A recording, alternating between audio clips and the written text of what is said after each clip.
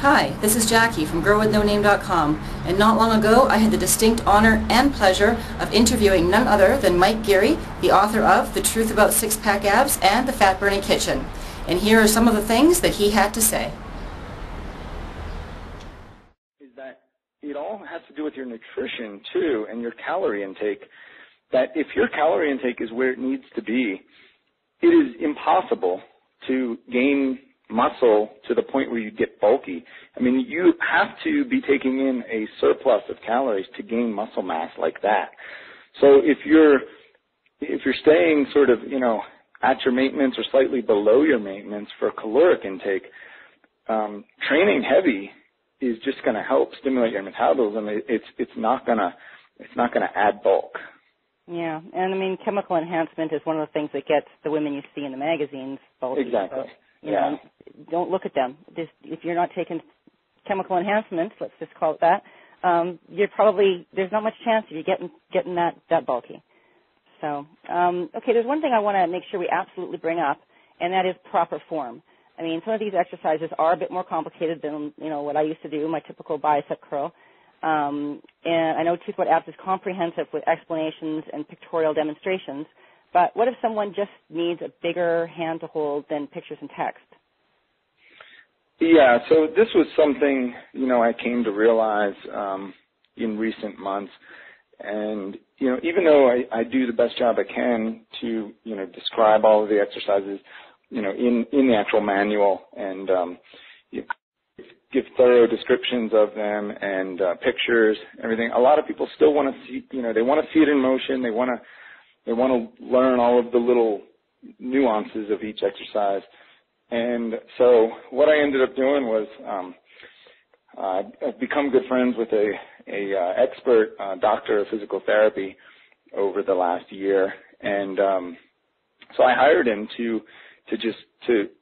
shoot videos of every single exercise, touch on all of the pointers on form, and all of the important nuances of every exercise, and just show everything in perfect form.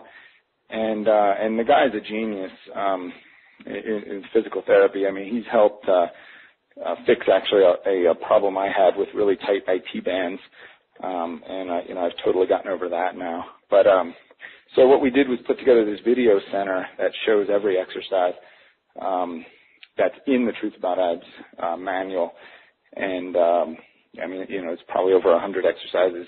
Shows the workouts too, like how you put the exercises together into a workout, and sets and reps and rest periods. So it's pretty encompassing, and I think he did a great job on it. And that's part of the program too that people can buy separately. Yeah. When I heard about it, I immediately got myself in there to take a look at it, and I just thought it was absolutely mind-blowingly awesome, like just fantastic. Like it takes every exercise and breaks it down to like, this is exactly how you do it, and this is why you do it, and this is the pitfalls you must watch out for. And his name is Dr. Karim Samhouri, is that right? Yep. Did I pronounce it right? Yeah, you did. Okay, good. He's absolutely brilliant at demonstrating those and explaining it clearly and concisely. So I think that for anybody that is serious about, getting the six-pack and getting lean and working the Truth About Six-Pack Abs program, this is an absolute must-have accompaniment, in my mind anyway. So you guys who are listening, I'll make sure you guys have a link at the end of our chat, but for now let's just keep moving on. So I just wanted to ask you as well about everybody's favorite villain these days, cardio. First of all, I want to make sure that everyone's clear on what exactly cardio means, because there seems to be a lot of confliction out there. Yeah, and it's kind of a term that's used vaguely, and because to be honest, you can turn a weight training workout into cardio. I mean, if you're elevating your heart rate, you're training your heart. I mean, it's cardiovascular. Right. It doesn't you don't have to be on a treadmill or an exercise bike for it to be cardio, and that's what my workouts are all based on, because I think exercise bikes and treadmills that go nowhere are just mind-blowingly boring, and I never want to do that stuff. So I like more interesting workouts. So I combine things, even if it's bodyweight exercises, into cardio. And, anything you can do that really stimulates your heart rate, that's training your heart, I mean, could be labeled cardio. Right, right. So people who are out there saying, don't do cardio, cardio is evil, they're usually referring to that slow, boring, treadmill kind of walking for hours and hours kind of cardio. They're not actually saying, don't do anything to get your heart rate up. Yeah, exactly. Yeah. Because, yeah, so I mean, what it boils down to is, yeah, you should do some form of cardio. You should get your heart rate up and get your cardiovascular working. Am I right? Yeah, exactly. And you know, everybody is going to, I mean, we'll talk about this in a minute, but I'm not totally against steady state cardio. But also, you know, I show people ways to do their workouts without having to be on a treadmill for an hour. And, you know, you get the resistance training, but you do the resistance training in a high enough intensity fashion that acts as your cardio too. I mean, you know, with the way that we can put things together in supersets, in circuits, in tri-sets, all of these ways we can combine exercises, I mean, you'll be more out of breath, your heart rate will be higher than if you were on a treadmill. Yeah, I love super sets and super circuits and that kind of thing for training, because not only does it get your heart rate up and get you a good burn, but it saves time. You're not just sitting around resting all the time.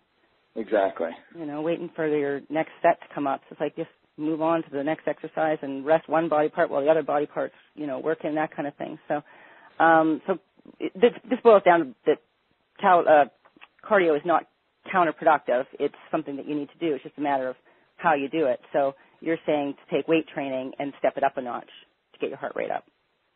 Yeah, so it doesn't mean that everybody's going to be different, and it doesn't mean that everyone has to do the same type of workout.